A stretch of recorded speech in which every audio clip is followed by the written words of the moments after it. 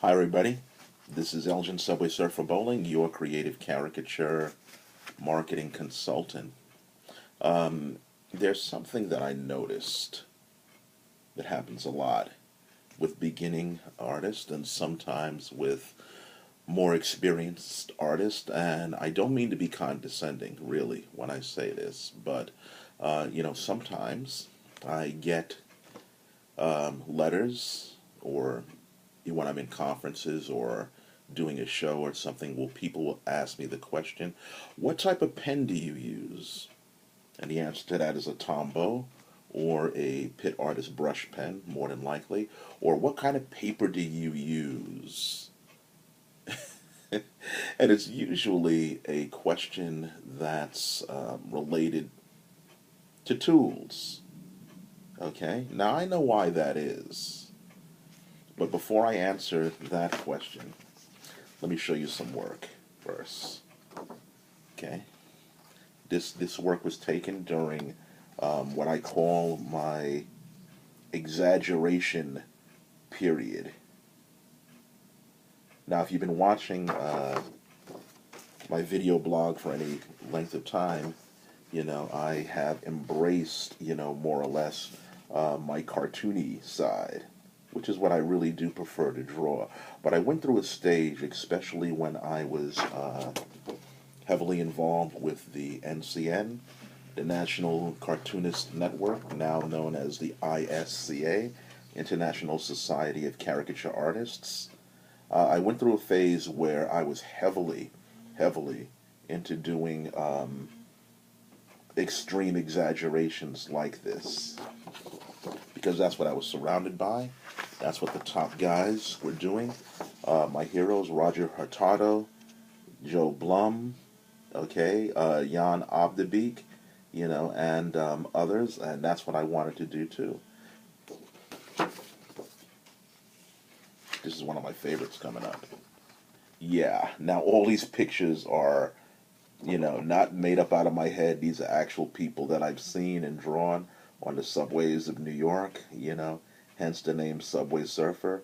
And I drew these people unaware. Here's another one. Here's one last one. This one is my son. He's studying to be a minister. He really hates that one. Now, getting back to the question about what tool do you use, artists ask that in such a way as if the tool is like Harry Potter's magic wand. If I can only get a hold of the Elder Wand, I'll be able to do the same type of magic trick that you do, okay? These drawings right here, these phenomenal drawings, and I will, take some artistic license to say they are phenomenal. I know they're good. Just being honest, just being objective. I know they're good. I know they're exaggerated. They were all done entirely with a cheap Bic pencil. You know the mechanical pencils that you kind of click on, and they're so thin that if you bear down them along, for a second or so, they'll break. All of these pictures, every last one of them, were done with a cheap mechanical pencil. And the reason why I showed you this is because there's something in the thinking of some artists, experienced and beginners, that they think the tool is the thing that does it. And I was guilty of this too, okay? I'm not divorcing myself from this, but it's not the tool, folks, that does it. It's what's resident inside of you. It's what you see. It's what you hear, and it's what you feel. I'll never forget the first time that I went to a NCN convention. It was in Las Vegas. I was already an established party artist, meaning that I was making a living, doing caricature art, doing it for parties, doing it for commissions, and I thought I knew what I was doing. And so, I mean, I knew what I knew what I was doing. but I thought I was hot stuff. I didn't think I could be told anything else. You know, they had a series of competitions, and I was really genuinely shocked to find out that I didn't even come close to placing. And I sat there frustrated, didn't mention it, didn't make a big stink, didn't call anybody out, didn't scream and complain. I applauded, the winners, but I noticed that, or rather, one of the artist's wives, and I always appreciate her telling me this. Her name, I forget her name, but her husband, Tony Smith, phenomenal artist, had won the black and white competition. And she must have seen the frustrated look on my face. And she came up to me and said something I'll never forget. And she said this. She said, "How long do you practice?" And for me, I just really practiced on people when I had a gig. That's when I was drawing. And she said, these people here who won, and I guess she was alluding to her husband also, they practice up to 8 hours a day in some cases, just drawing, just honing their skills.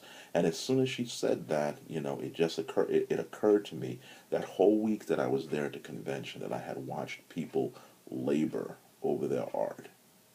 Me, I saw a face, sketched it out, drew it, handed it to the person, put it up on my wall and said, "Hey, what's all the fuss?" Now, it's not that I don't advocate fast drawing. If you are a fan of this video blog, I do. I mean, you got to be fast to be a party artist. But the whole act of drawing, of falling in love with drawing itself, of honing your craft, that's what she was talking about. You have to be willing to put in the time. And it's not the tool, it's not the paper, it's not the music that's playing in the background, it's the practice. It's becoming it.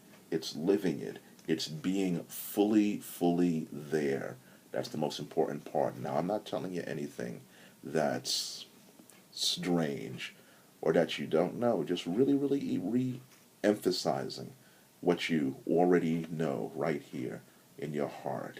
Don't get caught up in the tools, okay? Use what you can. Use what's in your hand. Yes, buy tools to kind of enhance your work, but don't think for 1 minute that getting that great pen, that great pencil, that great piece of paper is going to turn you into a great artist.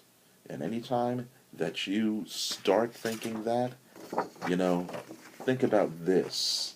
I created this with a cheap Bic pencil. It's not the tool, people. It's the artist.